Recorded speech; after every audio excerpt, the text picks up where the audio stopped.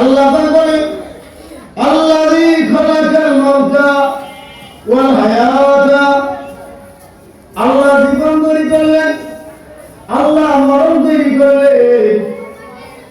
এই জীবন দিয়া, এই জীবনের কিছু সময় দিয়া আল্লাহ আমাদের পরীক্ষা করার জন্য এই যে দুনিয়ায় আসি, কিছু দিনে মুসাফির বানায়া আল্লাহ আমাদের পরীক্ষার জন্য এই দুনিয়া হলে ঢুকাই দিয়েছে।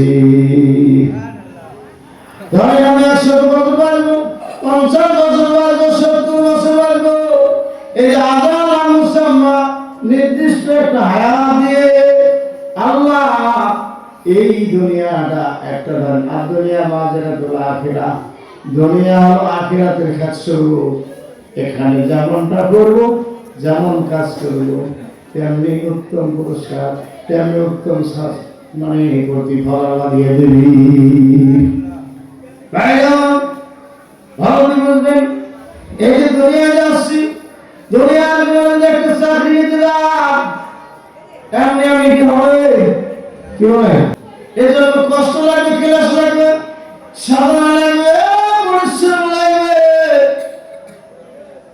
এজন্য পরীক্ষার সম্মুখীন হওয়া লাগবে। পরীক্ষা ছাড়া কি আমরা কি বলেন?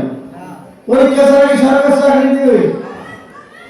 আল্লাহ এই দুনিয়ার জীবনে সামান্য একটা চাকরির জন্য যদি আমার পরীক্ষার সম্মুখীন হতে হয়, যদি অনেক কষ্ট ক্লেশ করতে হয়, আল্লাহ পাক মহান পুরস্কার জান্নাত দেবে।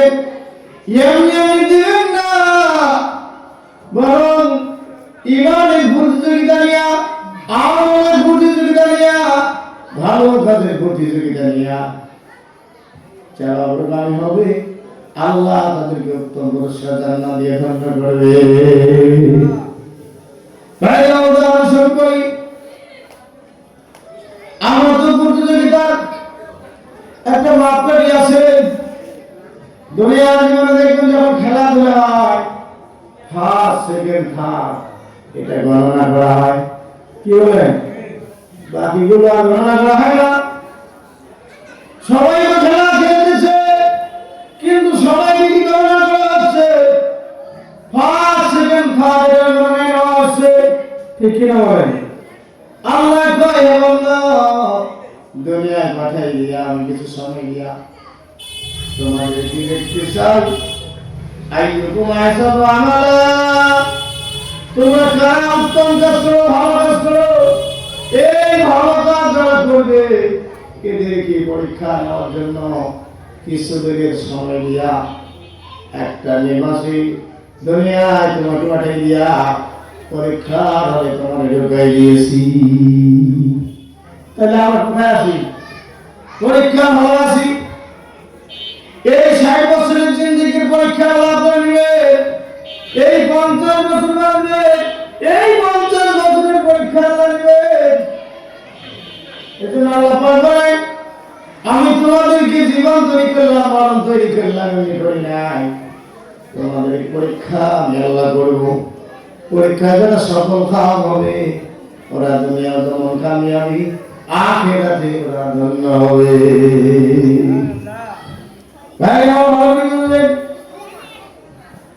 দুনিয়া জীবনে যদি একটা চাকরির জন্য শ্রম লাগে, সাধনা লাগে, কষ্ট লাগে, ক্লেশ লাগে, আল্লাহ বলেন আইয়ুকুম আহসানু আমালা, তোমরা কারা দুনিয়ায় গিয়ে ভালো কাজ করবা, কারা উত্তম কাজ করবে, এটা পরীক্ষা নেওয়ার জন্য আমি তোমাদের দুনিয়ায় পাঠিয়েছি। এজন্য দুনিয়াবি কোনো কাজ দিয়ে প্রতিযোগিতা করা যাবে না। একজন 6 তলা বিল্ডিং উঠাইছে, আপনি 6 তলা আপনাকে করতে হবে। কি এমনটা? কি বলেন? বড় আল্লাহ কয় না, তোমাকে প্রতিযোগিতা করতে হবে ভালো কাজ দিয়ে। অমুক নামাজ পড়া আমি কেন করতে পারি না, অমুক রোজা রাখে আমি কেন রাখতে পারি না, অমুক দান করে আমি কেন করতে পারি না। এই ভালো কাজের মাধ্যমে তোমাকে প্রতিযোগিতা করতে হবে। ধরেন একটা উদাহরণ দেই, এই যে মসজিদে যারা যায়, মসজিদে কি সবাই একসাথে যায়? কি বলে সর্বপ্রথম ব্যক্তি আসলো আল্লাহ ফেরেশতারে আমার এই বান্দা আল্লাহ একটা উট কোরবানি সওয়াব লিখে দে। এরপরে 2 নম্বর যারা আসলো আল্লাহ একটি বকরি জবাই করলে যে সওয়াব ফেরেশতা ওই সওয়াব বান্দার আমলে দিয়ে দাও। 3 নম্বর ব্যক্তি আসলো আল্লাহ কয় ও ফেরেশতা একটা ডিম দান করলে যে সওয়াব সেই সওয়াব তোমাদের আমলে ঢুকে দাও। তাহলে আগে আসতে লাভ না লস? কি বলে এই সওয়াব তো আল্লাহ পাক যারা আয়ালেন বলেন তো তারা কি লসের মধ্যে না লাভের মধ্যে?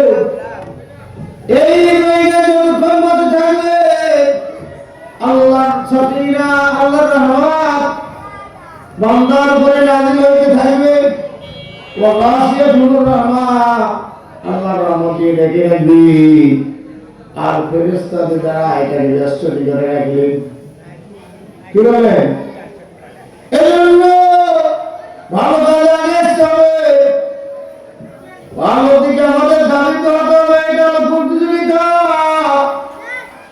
এই ময়দানে আসলে আলোচনা আল্লাহ কয় দুনিয়ার বাজারে যেখানে কোরআন হাদিসের আলোচনা হয় ওই জায়গাটা জায়গা থাকে না, ওই মুহূর্তে ফেরেশতার বাগানে আল্লাহ পরিণত করে। আল্লাহ বলেন মুমিনরা ওয়াইলা তুলিয়াত আলাইহিম আয়াতুহু, যখন মুমিনদের সঙ্গে আল্লাহর কোরআনের আয়াত তেলাওয়াত করা হয়, যখন মুমিনদের সঙ্গে আল্লাহর আলোচনা হবে, রাসূলের আলোচনা হবে, ওয়াজালাত কুলুবুহুম, তাদের অন্তরাত্মাগুলো কেঁপে উঠবে, তাদের অন্তর কেঁপে উঠবে। জাদাতুহুম ঈমানা ওয়া আলা রাব্বিহিম ইয়াতাওয়াক্কালুন। আমরা যখন মুমিনরা হব, তাদের সঙ্গে যখন কোরআনের আলোচনা হবে, তাদের অন্তরগুলো ভয়ে কেঁপে উঠবে। আর ওয়াজাদাতুহুম ঈমানা, তাদের ঈমানের ব্যাটারি চার্জ হবে। তাদের কি হবে? ঈমানের ব্যাটারি চার্জ হবে। এই একটা মোবাইল, এটার মধ্যে ব্যাটারি আছে না নাই? এটাকে চার্জ দেওয়ার দরকার আছে না নাই? মুমিনের একটা ঈমান নামক ব্যাটারি আছে। এই ব্যাটারি চার্জের জন্য মাঝে মাঝে খোদার আলোচনা মজমা করতে হয়, শুক্রবারের দিনে খুতবা করে শুনতে হয়। এগুলো শুনলে পরে ঈমানের শক্তি বৃদ্ধি পায়। ওয়া আলা রাব্বিহিম ইয়াতাওয়াক্কালুন। পরিশেষে মানুষটা ঈমানের উপরে বসে সে ভয়ে প্রকম্পিত হয়ে ওই বান্দার আল্লাহর দিকে রুজু হয়ে যাবে। আমার ভাইরা, এই জন্য ঈমানের এত দাম। ঈমান যদি একটা মানুষের থাকে, এইটার চেয়ে দামি জিনিস আর কিছু নাই। উদাহরণ দিলে বুঝবেন, আমার যদি ভেতরে ঈমান থাকে, ধরেন আপনি একজন রোজা রাখছেন, একজন রোজাদার মানুষ, আপনাকে যদি বলি ভাই আপনাকে 5,000 টাকা দেবো, আপনি কিছু খান, রোজাটা ভাঙেন, এবার ভাঙবেন? যদি বলে 1 লক্ষ টাকা দেবো, কিছু খান, রোজাটা ভাঙেন, ভাঙবেন? যদি বলে 1 কোটি টাকা দিব,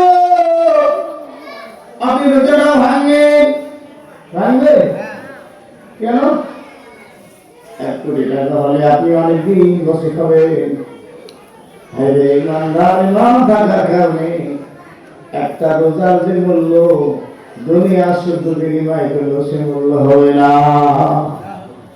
এজন্য তো কিয়ামতের দিন, যেই দিন মহাপুরুষ প্রমিত কিয়ামত শুরু হয়ে যাবে, আল্লাহ বিচার করবে, আল্লাহ বিচার করবে।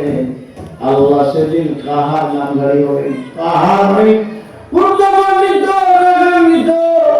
সেদিন আল্লাহ এই রূপটা আল্লাহ ধারণ করে, আল্লাহ বকে 99টা নাম আছে, কাহার নামে নাম আছে। আল্লাহ সেদিন এমন প্রতাপ সিংহে বলবে, কে আল্লাহর সামনে যাওয়ার সাহস পেয়েছে। সেদিন আল্লাহ কাহার নামে অনেক কঠিন হয়ে যাবে। সবাই সবাই দিশেহারা হয়ে যাবে, কেউ কাউকে চিনবে না। পরিবেশটা এমন হবে, ইয়াউমা ইয়াফিরুল মারউ মিন আখিহি ওয়া উম্মিহি ওয়া আবিহি ওয়া সাহিবাতিহি ওয়া বানিহি লিকুল্লি ইমরিইন মিনহুম শামিল।